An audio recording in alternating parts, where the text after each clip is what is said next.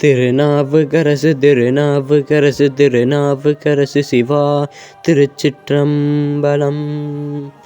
சரணமென்றடியில் வீழ்ந்து தாழ்தலும் அமரர்க்காக புறமிசை முறுவல் பூத்த புண்ணிய கடலில் தோன்றி திறமுறு சிலம்பை மேவும் சிதம்பர கணேசந்தாளை கரமலர் குவித்து வாழ்த்தி கடையனேன் உய்ந்தவாறே.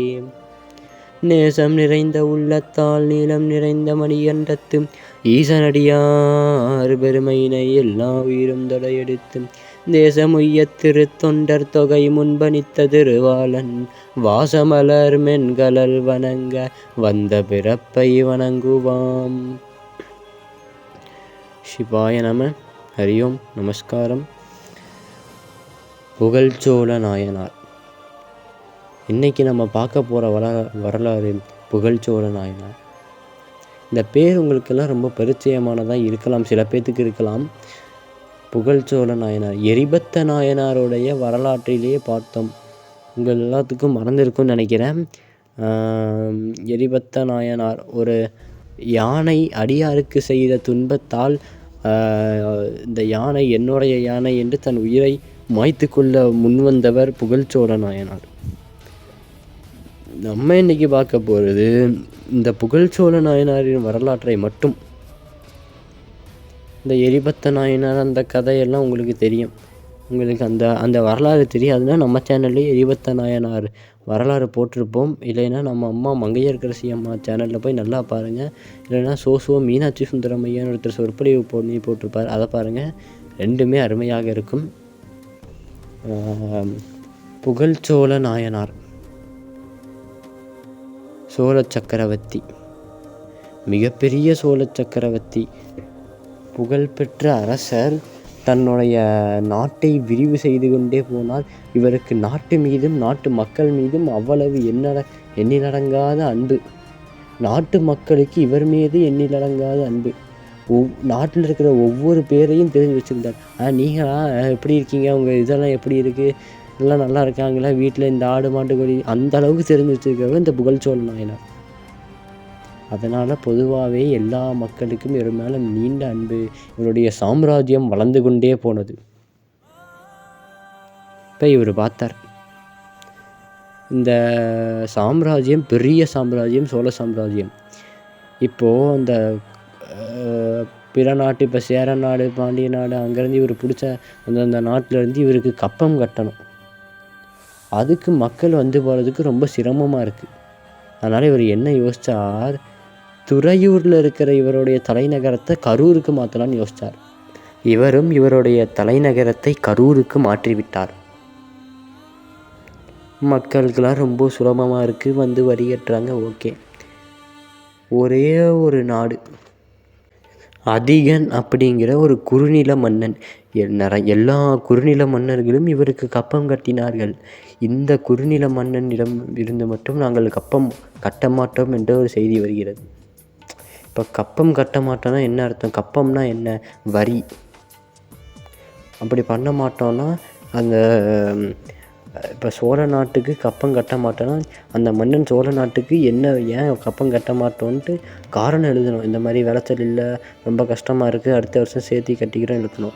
அவங்க ஒழுங்காக பதில் அனுப்பலை. சோழ நாட்டிலேருந்து கேட்பாங்க, ஏன் நீங்கள் கப்பம் கட்டலைன்ட்டு. அவங்க ஒழுங்காக பதில் சொல்லலைன்னா அடுத்த ஓலை சோழ நாட்டிலேருந்து வரும், நீங்கள் இப்படியே பண்ணிருந்தீங்கன்னா உங்கள் மேலே போர் தொடுப்போம்.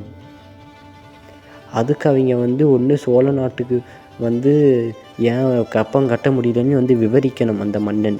இல்லைன்னா போருக்கு ஆயத்தமாகணும். அந்த அதிகனுங்கிற மன்னன் போருக்கு தயாராகலாம். மன்னர் பார்த்தார், சரி சேனை வீரர்களே போய் போர் பண்ணுங்க. சேனை வீரர்கள் யானைப்படை குதிரைப்படை ஆணையிட்டார். பெரும்படை தளபதிகள் தலைமையிலே கிளம்புகிறது. ஜஸ்ட் ஒரு குறுநில மன்னன், அதனால் மகாராஜா போகணும்னு அவசியம் இல்லை. அதனால் வீரர்களே போனாங்க. வீரர்கள் நினச்சிட்டு கோபத்தோடு போகிறாங்க. என்ன தைரியம் இருந்தால் நம்ம ராஜாவை அவமதிக்கிற மாதிரி, நம்ம சோழ நாட்டை அவமதிக்கிற மாதிரி இந்த மண்ணை பண்ணுவான், இவனை சும்மா விடக்கூடாது, உண்டுடன் ஆக்கி போடணும்னு போனாங்க. வந்தாங்க. ஆப்போசிட்டாக அந்த எதிரி வீரர்கள் எல்லாத்தையும் வெட்டி சாத்துட்டு அந்த நாட்டுக்கிட்ட போய் இருக்கிற செல்வங்கள் என்ன நிறைய எந்தெந்த நிறைய இருக்கிற செல்வங்களை பூரா அள்ளி கைப்பற்றிட்டாங்க. தங்கம், பொன்னம், வைரம், நவரத்னம் எல்லாத்தையும் கைப்பற்றிட்டாங்க. இப்போது நம்ம ராஜாவுக்கு நம்ம வீரர்கள் எவ்வளோ வீரமானவங்க. அப்புறம் ராஜாவுக்கு வெற்றிக்கான நம்ம என்னென்னலாம் போய் பண்ணோம் நம்ம ராஜாவுக்கு நம்ம காமிக்கணும். அதனால் இப்போ கொன்ன வீரர்களுடைய தலையை மட்டும் வீரர்கள்லாம் வெட்டி எடுத்து கொண்டு போகிறாங்க. இவ்வளோ வீரர்களை கொண்டிருக்கோம் அப்படின்னு காமிக்க வீரம். அதை நம்ம ஒன்றும் குத்தம் சொல்ல முடியாதுன்னு வைங்க. ஒரு பக்கம் நிறைய செல்வங்கள், அப்புறம் இந்த சிலைகளை எடுத்துகிட்டு போகிறாங்க. மன்னர்கிட்ட காமிச்சா செல்வங்கள்லாம் பார்த்தா மன்னர் பரவாயில்ல இப்படி பண்ணியிருக்காங்கன்னு பார்த்து இந்த வீரத்தை பார்த்து இந்த தலைகளெல்லாம் பார்த்து இந்த வீரர்களுடைய வீரத்தை பார்த்து மன்னரே ஆச்சரியம் அடைகிறார். அப்படியே பார்த்துட்டு வந்துட்டு இருக்கும்போது மன்னர் ஒரே ஒரு தலையை மட்டும் பார்க்குறார். ஒரு தலையில் திருநீர் அணிந்து ஜடாமுடி போட்டு சிவபெருமானை வழிபாடு பூசை பண்ணக்கூடிய ஒரு தலை இருக்குது, ஒரு அடியாருடைய தலை. பார்த்தாருன்னு அந்த புகழ்ச்சோழ நாயனார் கண்ணிருந்து கண்ணீர் வந்துடுச்சு. ஐயோ, இந்த மகா பாதக செயலை யார் செஞ்சா? ஒரு அடியாருக்கும் வீரர்களுக்கும் வித்தியாசம் தெரியலையா? என் வீரர்களில் ஒருவன் தான் பண்ணான்னு ஒரு வீரனை குத்தி காட்ட முடியாது. ஏன்னா இவர் தானே அந்த வீரர்கள் அனுப்பிச்சுட்டார் போய் அங்கே கொண்டுட்டு வாங்கன்ட்டு. அப்போ இவருக்கு அந்த யானை தப்பு பண்ணப்பவே இவர் முன் வந்து உயிரை கொடுக்கறதுக்கு அவ்வளோ இதாக இருந்தார். இப்போ இப்படி நடந்த உடனே பார்த்தார், நான் நாட்டை ஆள்வதற்கு தகுதி இல்லாதவன். இந்த சோழ நாட்டை விரிவுபடுத்த வேண்டுமென்றால் இப்படி அடியார்களை கொன்றுதான் இப்படி பண்ண வேண்டுமென்றால் இப்பேற்பட்ட அந்த செயலை இதோடு நான் நிறுத்துகிறேன். இதுக்கப்புறம் நான் போர் பண்ண மாட்டேன் புகழ்ச்சோழ நாயனார் சொல்லிட்டார். ஏனென்றால் இறைவனின் அடியார்கள் அவ்வளவு முக்கியமானவர்கள். அரசனாக இருந்தாலும் சரி, இறைவனின் அடியார்களிடம் கை கற்றி அடிமையாக இருக்கத்தான் வேண்டும். ஏனென்றால் அவர்கள் இறைவனுக்கு அடியார்கள். பட்டினத்தார் சுடுகாட்டில் படுத்திருந்தாராம். மன்னன் வந்தானாம்.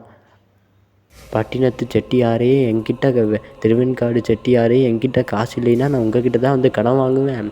நீங்கள் என்ன இப்படி படுத்துக்கிட்டு இருக்கீங்க? இதனால் உங்களுக்கு என்ன பயன்னு கேட்டாராம். பட்டினத்தாரை பார்த்தாராம். நான் படுத்துக்கிட்டு இருக்கேன், நீ நின்றுக்கிட்டு இருக்கடா அப்படின்னாராம். இப்போ இவர் செல்வந்தராக இருந்தாருன்னா எந்திரிச்சு ராஜா முன்னாடி கைக்கிட்டு நின்றுக்கிட்டுமா? நீங்கள் வரி போட்டிருப்பான்ல, ராஜா வரி போட்டு விட்டுருப்பான்ல. இப்போ இவருக்கு என்ன இருக்குது? பூரா சன்னியாசம் பட்டினத்தாருக்கு. துறவிக்கு வேந்தனும் துரும்பு. மன்னனாக இருந்தாலும் துறவைக்கு ஒன்றும் கிடையாது. அந்த மாதிரி அடியார்களிடம் மன்னனும் அடிபணிந்து தான் ஆக வேண்டும். பார்த்தார், நான் நாட்டை ஆள மாட்டேன். அவருடைய மகனுக்கு அபிஷேகம் பண்ணிவிட்டார், ராஜ்யத்தை கொடுத்துவிட்டார். இப்போ அந்த வெற்றின அடியார் இப்போ இதுக்கப்புறம் போர் பண்ண மாட்டார். சரி, ஓகே. இப்போ ஆல்ரெடி ஒரு அடியாரை கொண்டுட்டார், இந்த பாவத்துக்கு என்ன பண்ண போகிறார்? அந்த அடியாருடைய தலையை வந்து ஒரு தாம்பலத்தில் எடுத்துக்கிட்டார், தன் தலை மேலே வச்சுக்கிட்டார். ஒரு நெருப்பை சுற்றி வந்து இந்த ஒரு தப்பு பண்ணிட்டேன் நான், இந்த தப்புக்கு இந்த ஜென்மத்திலேயே நான் தண்டனை அனுபவிக்க வேண்டும். இல்லைனா அதே தப்பு அடுத்த ஜென்மத்தில் திரும்ப வரும். மும்மடங்காக வந்து நம்மளைய போட்டு வாட்டும். வேண்டாம், நான் தப்பு பண்ணிட்டேன், தண்டனை எனக்கு இப்போவே கிடச்சாகணும். அந்த அடியாருடைய தலையை எடுத்து ஒரு தாம்பரத்தில் போட்டுக்கிட்டார், தலைக்கு மேலே வச்சார், நெருப்பை சுற்றி வந்தார். ஓம் நம சிவாய நெருப்புக்குள்ளே போனார். சிவபெருமான் வந்தார். புகழ்ச்சோழ நாயனாரே, ஒரு பக்தன் என்றால் இப்படி தான் இருக்க வேண்டும். ஒரு அடியார்கள் மீது பக்தி என்றால் இப்படி தான் இருக்க வேண்டும் என்று உதாரணமாக இருந்துள்ளீர். உந்தன் பக்தியை பார்த்து யாம் மெய் சிலிர்த்தோம் என்று அவரை சிவபெருமான் அவரோடு சேர்த்து கொண்டால் புகழ்ச்சோழ நாயனார் இறைவனிடம் கலந்தார். புகழ்ச்சோழ நாயனாரின் குரு பூஜை நாள் ஆடி மாதம் கார்த்திகை நட்சத்திரம், அதாவது இன்றைக்கு. அவருடைய குரு பூஜை என்று அவரை பற்றி பேசும் பாக்கியம் அடியேனுக்கு கிடைத்துள்ளது. எனவே என்னையும் ஒருவன் நாக்கியாயிருங்கள் சென்னீர் வைத்த சேவகா போற்றி என்னும் திருவாசகத்தை நினைவு செய்து நெஞ்சத்தே நின்று நிறைவு தரும் மீனாட்சி கஞ்சமுலர் சேவடிக்கு கைகூப்பி தென்றலிட்டு. அப்புறம் இன்றைக்கி முக்கியமான ஒரு நாள், நம்ம மீனாட்சி சுந்தரம் ஐயாவுடைய அவதார தினம். 7ஆம் தேதி ஆகஸ்ட் மாதம். நம்ம ஐயா 1943ஆம் ஆண்டு அவதாரம் செய்தார். 1943 ஆகஸ்ட் மாதம் 7ஆம் தேதி. சரிங்களா? இன்னைக்கு 2026. நம்ம ஐயாவுக்கு 83 வயசாகுதுங்க. இன்னும் தெம்பாக போய் சொற்பொழிவு நடத்திக்கிட்டு இருக்கார் நம்ம மீனாட்சி சுந்தரம் ஐயா. தமிழ் கடல், தமிழ் மலை. இப்போ கூட கடைசியாக எங்கேயோ எனக்கு தெரிஞ்சு ஒரு 2-3 வாரம் முன்னாடி திருவண்ணாமலை போய் திருவிளையாடல் புராணம் ஒரு 9 நாள் நின்று ஃபுல்லாக சொன்னார். ஃபுல்லாக இது பண்ணார், சொற்பொழிவு பண்ணார் நம்ம ஐயா. இப்போ அவருக்கு 83 வயது ஆகுது. நம்ம தமிழ் கடல் ஐயாவுக்கு, சோசோ மீனாட்சி சுந்தரம் ஐயாவுக்கு. எனவே இப்பேற்பட்ட ஒரு நல்ல நாளிலே புகழ்ச்சோழ நாயனார் பற்றி பேசும் பாக்கியம் அடியேனுக்கு கிடைத்துள்ளது. எனவே இந்த பதிவை அவரின் பொற்பாதங்களில் சமர்ப்பித்து மீனாட்சி அம்மையை வணங்கி வையகமும் துயர்தீர்கவே மேன்மைகள் சைவ நீதி விளங்குக உலகமெல்லாம் என்னும் கூற்றை முன்பணித்து இந்த உரையை திருஞான சம்பந்த சுவாமிகள் மற்றும் புகழ்ச்சோழ நாயனார் பொற்பாதங்களில் சமர்ப்பித்து இந்த பதிவை நிறைவு செய்கிறோம். நன்றி, வணக்கம். திருநாவுக்கரசு திருநாவுக்கரசு திருநாவுக்கரசு.